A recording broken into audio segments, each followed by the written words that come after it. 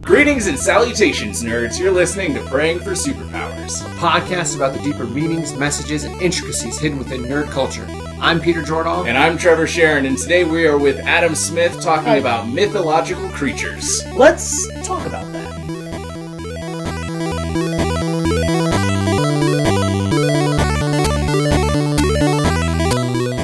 Ever since I was a kid, I had a huge fascination with mythological creatures, from dragons to fairies to goblins. Part of the reason why I love D&D so much is the mythological creatures mixed in and that you get to tell a story with them. Right. So I'm really excited to have this discussion with you guys today. I know that we all did some research on different mythological creatures. Yeah. So who has the coolest mythological creature to bring to the table? Ooh. Oh, well, I mean, my favorite is the Manticore. Come on. Okay. I was gonna say that was my You favorite were? too. Oh, Yeah. okay, all right. So the Manticore, Greek-Roman origins. Mm-hmm. It's a lion, scorpion, and it usually has sentience and the ability to talk. Sometimes it has wings. It's kind of varied. This is what I found. I don't know if that's the Manticore you found. So the Manticore is a beast that has a face of a man, body of a lion, tail more often with the tail of a scorpion, but there has been some accounts of it being able to throw spines from its tail as if from a bow, and like some of the earliest medieval recollections of the Manticore. And I feel like only recently, in past 100 years or so, it grew wings. All right. And what's the origin of the Manticore? Fantastic question. I don't know. Oh, okay. The thing is, okay, so this is what I find most fascinating about mythical creatures, and we can just jump into the things that I looked up, is they predate written history. Okay. So the earliest cave paintings we have still show these creatures of these human-animal hybrids, and more often than not, when we're talking about mythological creatures, we're talking about those human-animal hybrids or these chimeras where these animal meets animal hybrids. Yeah. Or even these humans that switch between animal form and human form, much like a werewolf. Yeah. So any combination that is outside of the natural order of things, you're dealing with a mythological creature. Okay. Huh. Yeah. All right. And so... So, and what I found, too, that was really interesting was there always seemed to be some sort of, like, real-world situation that you wouldn't have guessed would have caused the beginning. So, like, I did a little bit of research on, like, Minotaurs. Yeah, okay. And there's some traditional thought that a certain king had these big festivals, and there was this kind of labyrinthy puzzle that kids would go through or that warriors would go through. And essentially whoever won that competition would get the children. And right, I don't know. Oh, okay. Yeah. So, and I don't know how well founded that is, but you wouldn't like. I think that there's so much to that story that doesn't lead you to think like people walking around in a labyrinth and then being eaten by a minotaur. Yeah. That's stuck in there. Minotaur, if you don't know, which would be impressive if you didn't, is a body of a man, usually much bigger than a man, head of a bull. Yeah. Yeah, sometimes also with the feet. Yeah, Oh, hooves. yeah. Hooves The are bull. pretty, and a tail. The origin of Minotaur that I know came from Greek and Roman, and I always mix the two up, where it was the story of one of the gods seducing the king's wife, and it was a god of a bull sleeping together, and she has this monstrous creature, so the king, in his distress and anger, hides him away inside of a labyrinth. Which I think is the mythical origin. Right. Talking about, we were just talking about this before we started recording about the basilisk and the cockatrice. Yeah. And those are very interesting origins as well, because I actually had them switched earlier. So a basilisk is an egg of a serpent that is hatched under a chicken or a cockerel, and a cockatrice is an egg of a chicken that's hatched under a toad or a serpent. And whenever they're hatched under the wrong creature, they become these monstrous, deadly things. I'm willing to bet a few things. Chickens are born without feathers, right? Okay. Like Yeah. they have a few, Right. Yeah. or maybe they can be. So I know some birds are born without feathers. Right. And Yeah. chickens So- are. If this animal hatches and you've never seen one before, and then maybe it has some deformity or mutation and it doesn't grow those feathers, Yeah. you're like, that's part snake. I mean, look at that thing. And if we go, I've seen some posts online recently that, of course, dinosaurs look scary because you're taking the skeleton, you're giving it almost no fat, you're giving it mostly muscle, and you're giving it scales. Yeah. But a T-Rex's skeleton and a chicken's skeleton are very similar in a lot of ways. So if you give that T-Rex skeleton all of the fat of a chicken and feathers, it's actually just looks like a giant chicken, Yeah. with teeth. Well, and I think you bring up a really interesting point that I was thinking about with this episode is a lot of our mythological creatures seem to be an explanation of something that we can't figure out. Yeah. And so it's like this creature that I saw that is totally deformed, or, you know, even if we think about Bigfoot, the Yeti come from seeing something in the woods and you're not sure what it is. Is it a guy in like, what's the suit? Ghillie suit? A ghillie suit. Yeah. Like that could be, you know, what the first person saw, and then they turned it into this something. And we talked earlier today about your brain tries to figure things out, and when it's confused, it tries to make sense of that however it can. Right. And thinking real quick, I don't believe in Bigfoot, but I do believe that North America is as explored as it is, largely unexplored. There's not that many people living in the Canadian Rockies, and in even the continental United States Rockies. There's not, like, the person per square mile number is very low. Yeah. And so, you know, if I'm thinking like, okay, there could be like a weird primate type animal that lives that is extinct now or something, you know, you know, they discover a new primates all the time. On like Papua New Guinea and things like that, where we're pretty sure we know everything, and then oh wow, we didn't know about that. You could have an albino ape type creature in the Himalayas. In the Himalayas that is near extinction, so we don't see them often enough to like really discover them. Right. Well, yeah, totally. I think it's surprising to me how little of our own planet we've explored. Yeah. Because the ocean is like less than 1% explored. Less than 1% explored. Which is frightening. We're all, just so you know, the three of us are all equally terrified of the ocean. Oh yeah. Yeah. Oh it's yeah. scary. Yeah. Some of it comes from if Wolverine can die in the ocean, then I absolutely can as well. Because of his adamantium bones, they're so heavy that he can't He swim. sinks. Yeah.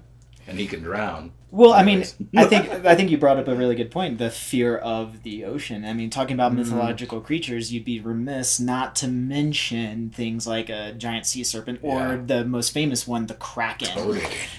Even in ancient texts of maps of the world, if you look at the ocean, it's always filled with these unknown creatures because they didn't know what's out there. We don't really know what's out there. And then these movies like Pacific Rim come out where these giant monsters come from the ocean and you're like, that's actually very plausible. Yeah. Or, I mean, we've seen octopuses who are like 30 feet long or something. Yeah, giant ridiculous squids. amounts. Giant squids that are like frighteningly big. Yeah. And then there are things like sailfish, which like they move in groups. They move in a school, and so if they're in a line and one comes up and then the next comes up, you only see their sail breach the water, and so you see all these spikes moving through the water, and you think that's one long creature. Oh. And so you build a scarier narrative.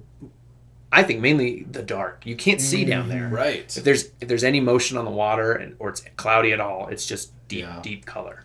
And Adam and I were talking about how sometimes mythological creatures can be scapegoats for our fear. Yeah. If a kid goes running out at night in a village and disappears completely or is torn apart, it's easier for us to think that that was some sort of mythological creature that is pure evil than to think that maybe a person kidnapped them. Like, I think, because in my mind, being able to place the blame on some creature that is unknown is a lot easier for us to handle than to recognize that we have such darkness and evil within us. Right. And I think you've hit you have hit the main thing where how all these came about in our thinking. You mentioned earlier about trying to make sense of the world. Yeah. And so whenever whenever you experience the unknown, that fear of the unknown, and our knowledge in science only takes us so far, you have to try to make sense of those things, those anomalies. And back in ancient days, it's your child is lost in the woods, dies from exposure, and you may never find him due to the elements, or kidnapping, or robberies, or eaten by bears, and you come across this gory scene with these ferocious looking scratch marks and teeth and claws and everything like that, and so your mind is working in overtime trying to make sense, and panic and fear and sorrow, and then it comes across as, oh, this is an owl bear. This is an owl bear. An owl bear.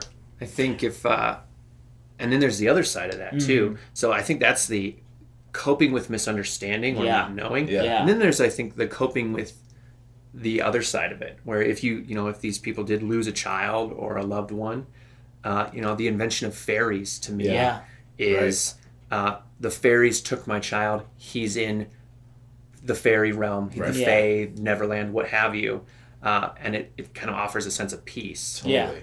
In a time where you didn't have anyone to turn to. You don't petition the king in the Middle Ages or the Roman centurions. Be like, my son disappeared. They'd be like, you better keep an eye on your next two. Right. Like, well, that sucks for you. Yeah. As a 14-year-old, you should know better. Right. Yeah, and I really like that, because I think we even have that language today. I think that there are, I don't actually think this, but I kind of do, that there are like car elves, where you hear a noise in your car, and that's the gremlin. Yeah. But then like the next day it doesn't make that noise, and it's the elves who came in the night and fixed it. Right. Well, that's actually the origin of Gremlins, is whenever airplanes and metal airplanes first came out, they would make all these like weird noises, and rivets would come loose and things would fall apart all the time. And in order to explain this thing, it's like, oh, it wasn't faulty mechanic, it was a little creature that just likes to pull rivets up and when you're sleeping and not looking. Because that makes sense. Makes so much sense. I love it. Yeah. That's great. Well, it's interesting too, because not only do every culture on Earth have their own mythological creatures to help them explain the unknown and help them cope, but we've also brought them forward into modern day, into today's civilization. If you we are the most advanced civilization that we know of that has ever existed on this planet so far, and we can excuse creating these monsters whenever you didn't know what goes bump in the night. But now, because of science and everything like that, we can sort of explain them. So I find it interesting that we've kept these things around even to today, even though we know that it's like, oh, this wasn't a crazy monster. This was he just was stupid and got eaten by a bear, or something like that. And I think that's fascinating that we know these things are fake, but there's even a branch of cryptozoology that whole science studies cryptids or mythological creatures. Interesting. Yeah. And I feel like that's a fascinating aspect of our imaginations of the human culture. Yeah, I agree. Well, and I know it's super interesting to me whenever I see pictures of amalgamations of two different kind of creatures. So when you have a dragon and a chicken mixed together, and it's like, that's a super cool creature. That looks really cool, and it kind of does spark our imagination to think about, like, what if? And I think it goes back to something that we probably all thought of as kids, of what if the sky was purple instead of blue? Right. And imagining a world different than our own, and we see that same longing in the reason that we keep writing fantasy novels, and we keep doing sci-fi, and we keep imagining things that are unrealistic and believing, suspending our disbelief so that we can say, like, man, it would be really cool if dragons and chickens could have babies that breathed fire. Right. Well, sorry. Well, I was going to say that's we talked about Magic the Gathering in a previous episode, and they do these unsets, so unhinged, and what that means is the cards aren't legal in any play format, and they're all ridiculous. They are very ridiculous. So there's one, in this last set, they had like 50 different creatures that were all, like their name was like half rat. And so you could play the half rat on its own, and it was just a half rat. And it did its own thing. What's a half rat, though?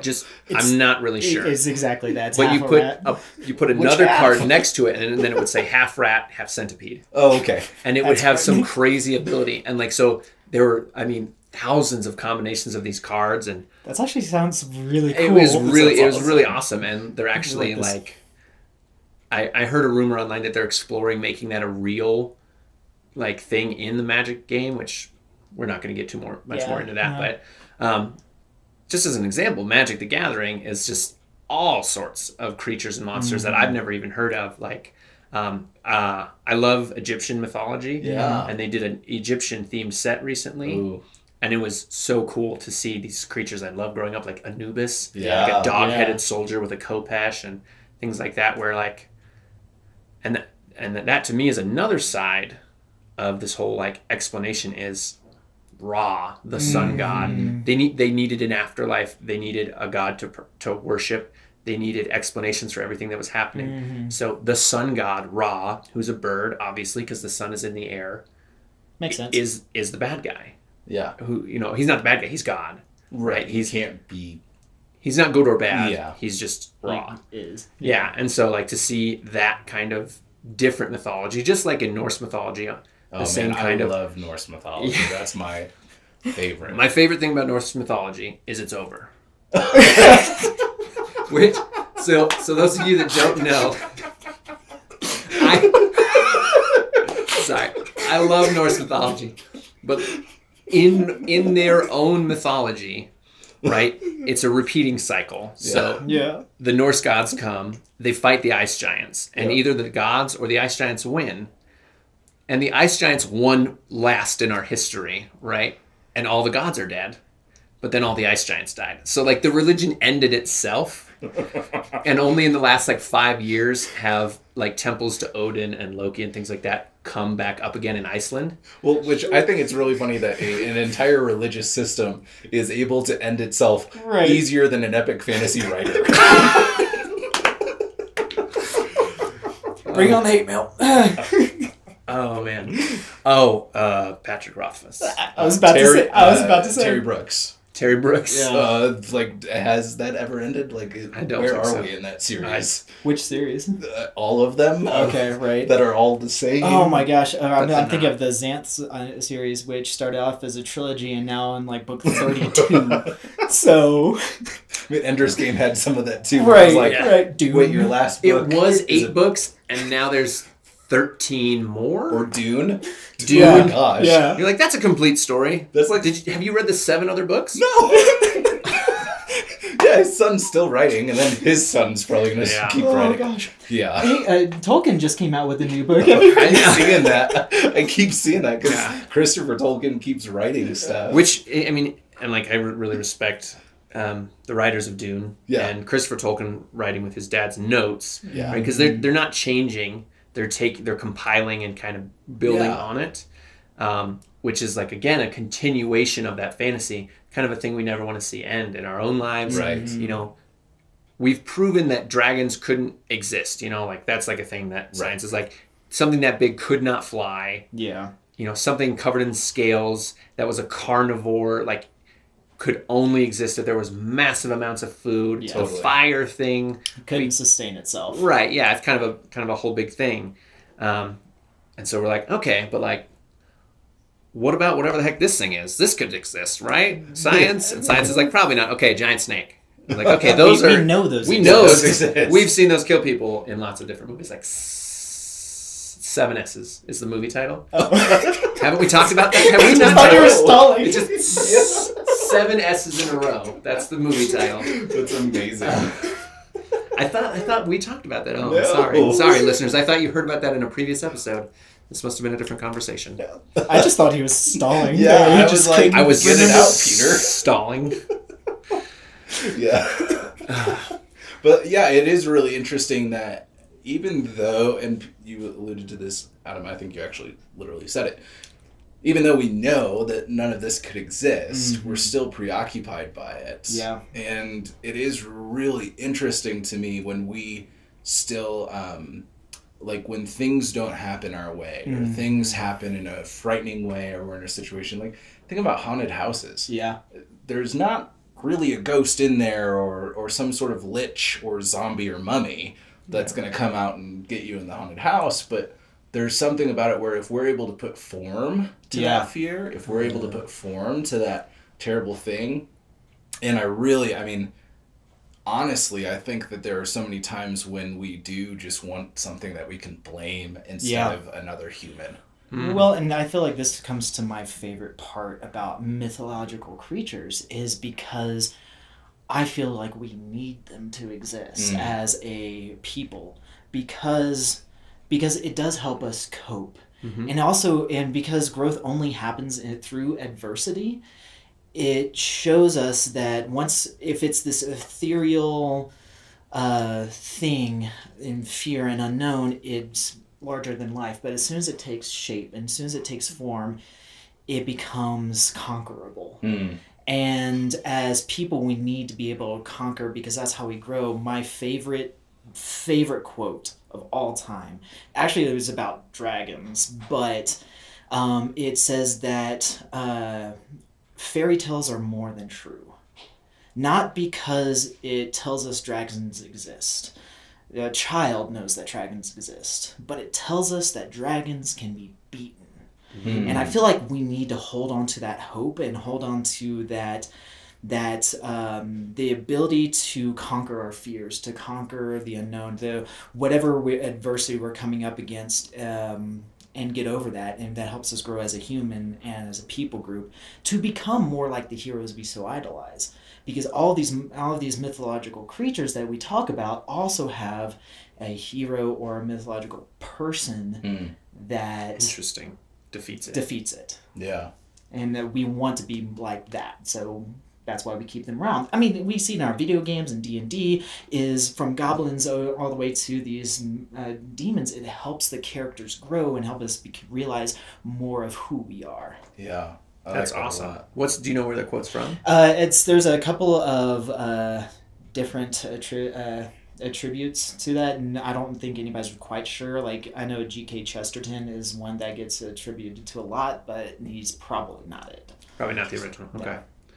I think that hits it on the nose. And then I think at the same time, not only do we see it in fantasy, but like people do actually, like scientists think, well, it's actually likely that there are aliens in the universe. There are so many stars, so many planets. The likelihood that we are the only inhabited one in the universe is very small.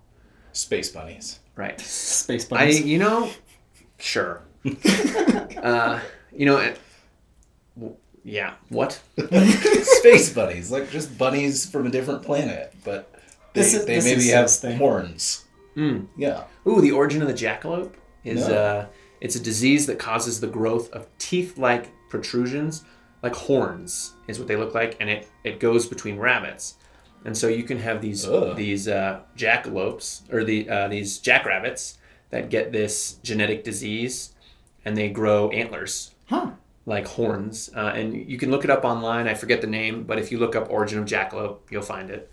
And sometimes they do grow just like horns out of the top. I'm gonna have to do that. More often than not, they kind of grow like out of the face in every direction, and it's a debilitating disorder. So jackalopes exist. Yeah. Okay. Okay. Coyotes can mimic human speech. That's one of the origins of Wendigos? Yeah, wendigos. Okay. A coyote with mange, origin of the chupacabra. Oh. Wow. Which is super fascinating. I love that America has its own set of mythological creatures, and they're so Western in America, like jackalope. Oh yeah. I mean, of course we won't have dragons or anything like that. But we'll have a bunny with antlers. That's our. I mean, it's pretty sweet. I mean, like the raven steals the sun is a Native American story. Oh yeah. Yep. I don't remember what tribe it's from, but like. It's just a raven. Like it's like nothing, nothing crazy. No, which I think is awesome. Yeah. But it's that magical realism, which is really a cool trope to go off of. Yeah. Well, Adam, thank you so much for being here today. I'm This super has excited. been Thank you for having me. a really fun discussion. Yeah. Thank you for joining us as well. We will catch you next time for Thanksgiving, I think.